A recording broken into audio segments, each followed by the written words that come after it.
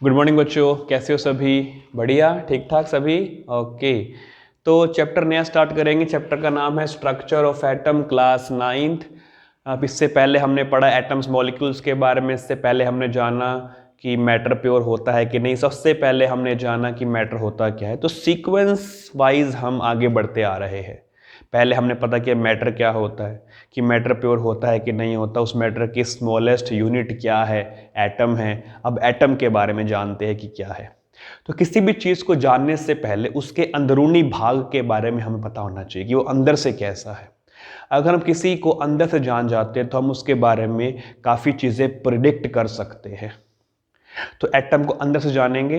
अंदर से जानने के लिए हमें उसके अंदर के पार्टिकल्स के बारे में भी पता होना चाहिए। तो उन्हीं की बात करते हैं पहले ज़रा। तो बात करेंगे हम कॉन्स्टिट्यूएंट्स ऑफ एटम्स, जिनसे मिलकर एटम बना है वो कौन कौन है। तो एटम के हमारे पास 3 हैं मेन कॉन्स्टिट्यूएंट्स, उन्हें हम कहते हैं सब एटॉमिक पार्टिकल।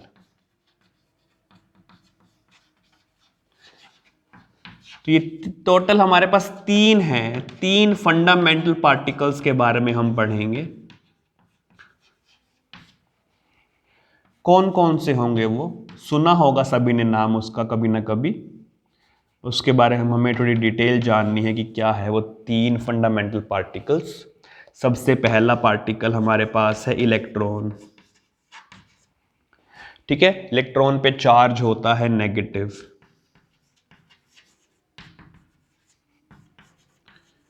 डिस्कवरी किसने करी इस पार्टिकल की? J Thomson.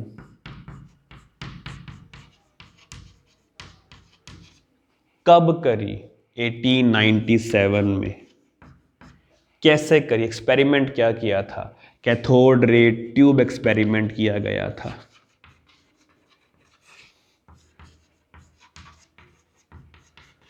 ठीक है। इलेक्ट्रॉन्स के बाद हमारे पास सेकंड पार्टिकल, फंडामेंटल पार्टिकल है प्रोटॉन। प्रोटॉन पे चार्ज होता है पॉजिटिव।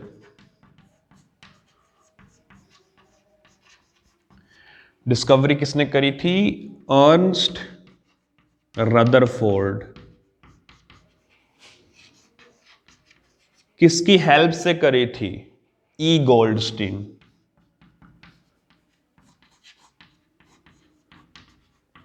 ठीक है। कब हुई डिस्कवरी? 1906 में। किस एक्सपेरिमेंट बेस पे की? कैनाल रेस देखकर। और कैनाल रेस को हम एनोड रेस भी कहते हैं। तो एक्सपेरिमेंट किया गोल्डस्टीन ने, इन्फ्रेंस निकाला रदरफोर्ड ने, और पार्टिकल को नाम दे दिया प्रोटॉन। ठीक है। Okay, third neutron. न्यूट्रल होता है ये पार्टिकल, इस पे कोई चार्ज नहीं होता, न्यूट्रल होता है। डिस्कवरी किसने करी? James Chadwick.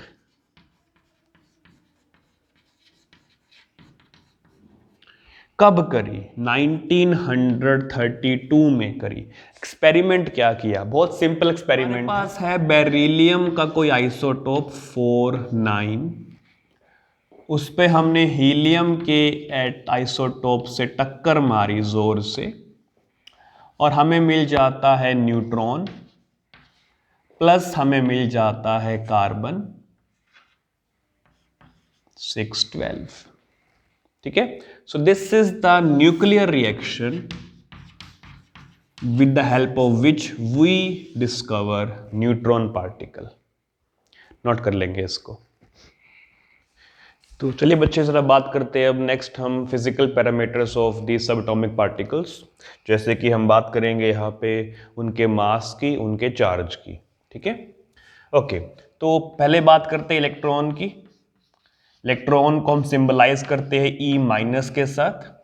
इलेक्ट्रॉन का मास होता है 9.1 मल्टीप्लाई 10⁻⁻31 किलोग्राम। चार्ज इलेक्ट्रॉन का होता है 1.6 multiply 10⁻⁻19 coulomb. Coulomb is the unit of charge. Next बात करते हैं प्रोटॉन की। प्रोटॉन को सिंबलाइज करते हैं P पॉजिटिव या फिर सिंपल P के साथ। प्रोटॉन का मास हमारे पास है 1.675 multiply 10 to the power -27 kilogram. Proton का charge is equal to charge of electron, that is 1.6 multiplied 10 to the power -19 coulomb. Electron पे चार्ज नेगेटिव होता है, प्रोटॉन पे चार्ज पॉजिटिव होता है। यही अगर बात करता हूं मैं न्यूट्रॉन की, उसका सिंबल है स्मॉल n। न्यूट्रॉन का mass 1.676 multiply 10 to the power -27 kilogram. It is almost equal to that of proton, and neutron पे जो चार्ज होता है that is 0। These are the physical parameters of the electron, proton and neutron. अब charge की discovery किसने की थी electron पे? चार्ज की डिस्कवरी करी थी आर मिलिकन ने। तो R Millikan was the scientist who discovered charge on the electron, and this is the absolute charge. This is the smallest unit of charge that can be measured. So 1.6 multiplied 10 to the power -19 coulomb is the unit of the smallest unit of charge. Clear? And if I have 1 mole electron,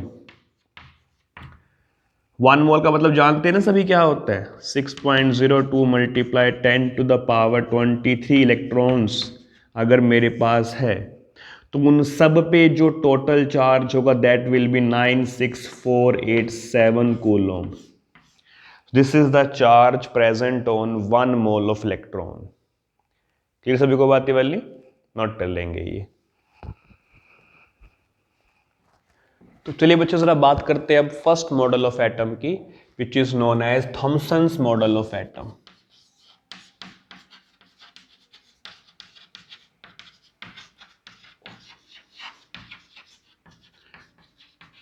कब आया था ये model? 1904 में। जैसे ही electron की discovery हुई वैसे ही उसका मॉडल बनाना तैयार कर दिया गया एटम का। सबसे पहले इसे प्रपोज किया विलियम थॉमसन ने, और सपोर्ट किया जे थॉमसन ने। जे में फुल नेम है जोसेफ जॉन थॉमसन। ठीक है, जे की फुल फॉर्म है जोसेफ जॉन थॉमसन। ठीक है, तो क्या कहा गया इस मॉडल में? ये कहा गया कि एटम जो है एक पॉजिटिव चार्ज का स्फीयर है। तो ये है एक स्फीयर, लेट्स से इस पे कंप्लीट चार्ज जो है वो पॉजिटिव है। तो atom has a overall positive charge. ये पॉजिटिव चार्ज का स्फीयर है हमारा एटम, और जो इलेक्ट्रॉन है वो उसके अंदर प्रेजेंट है, लाइक दैट। और ये कहा गया कि जो मैग्नीट्यूड है नेगेटिव चार्ज का वो इक्वल होगा मैग्नीट्यूड ऑफ पॉजिटिव चार्ज की, ताकि हमारा जो एटम है वो न्यूट्रल रहे। तो एटम इज ओवरऑल न्यूट्रल, जितना पॉजिटिव चार्ज है उतना ही उस पर नेगेटिव चार्ज है।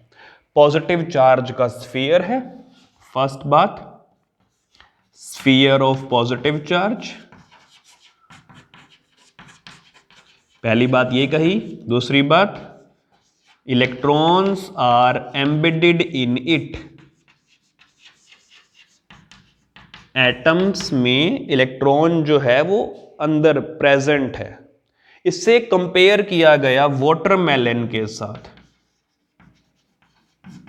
इससे वाटरमेलन का जो रेड पार्ट है, उस रेड पार्ट को क्या कहा गया? Positive charge. ठीक है, और जो उसके सीड्स है उन सीड्स को कहा गया इलेक्ट्रॉन। इसी को एक और खाने की चीज से कंपेयर किया गया, उसे कहते हैं प्लम पुडिंग।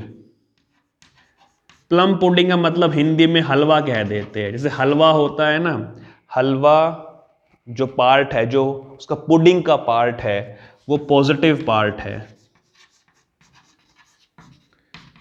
और जो उसमें काजू किशमिश बादाम वगैरह प्रेजेंट है, जो प्लम उसमें प्रेजेंट है वो हमारे क्या है, नेगेटिव पार्ट है। तो इसे प्लम पुडिंग मॉडल भी कहा जाता है।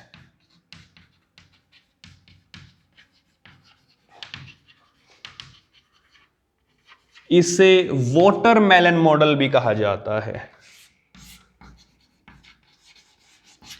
ठीक है। और इसे हिंदी में अगर कहे तो हलवा मॉडल भी कह सकते हैं, ठीक है। तो ये हमारा है first model of atom given by Thomson, William Thomson, J Thomson. तो it is called as Thomson's model of atom. 1904 में दिया गया था। ये कुछ इस तरह का ये ऑब्जर्व होगा हमें। क्लियर सभी को बातें वाली? नोट कर लेंगे। फिर चेक करते हैं इसकी एक लिमिटेशन, और उस लिमिटेशन को किसने कवर किया वो हम पढ़ेंगे नेक्स्ट वीडियो में। नोट कर लेंगे। तो बच्चे अब देखते हैं कि लिमिटेशन क्या है थॉमसन्स मॉडल ऑफ एटम की। तो लिमिटेशन का उजागर किया था रदरफोर्ड ने 1909 में। प्रोटॉन की डिस्कवरी होने के बाद एक्सपेरिमेंट चलते गए।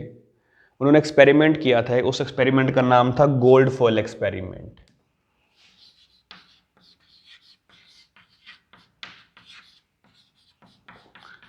इस एक्सपेरिमेंट को किया गया 1911 के आसपास। इस एक्सपेरिमेंट के होते ही ये प्रूफ हो गया कि जो थॉमसन मॉडल ऑफ एटम है वो इनकरेक्ट है। तो गोल्डफॉयल एक्सपेरिमेंट क्या है ये तो हम पढ़ेंगे नेक्स्ट लेक्चर में, और तभी हम ये समझ पाएंगे कि थॉमसन की लिमिटेशन क्या थी, ठीक है। बट ये ध्यान रखनी है एक बात जो मेन है, वो आप ये लिखेंगे लिमिटेशन में, that Thomson model of atom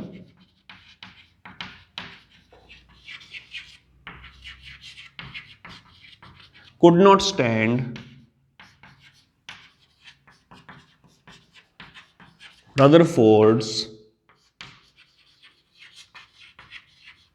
Goldfoil experiment.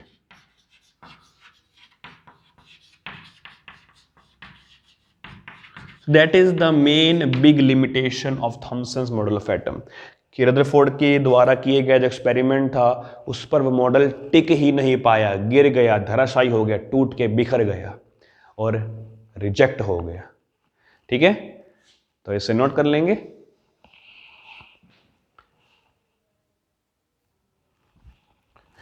Okay बच्चे, तो आज हम इतना ही करेंगे। नेक्स्ट लेक्चर में हम पढ़ेंगे रदरफोर्ड्स गोल्डफॉयल एक्सपेरिमेंट, साथ ही हम पढ़ेंगे रदरफोर्ड मॉडल ऑफ एटम, ठीक है। और उसी दौरान हम समझ लेंगे कि जो लिमिटेशन की बात हमने अभी करी है वो क्यों करी है। तब तक के लिए stay healthy, be safe and by two all.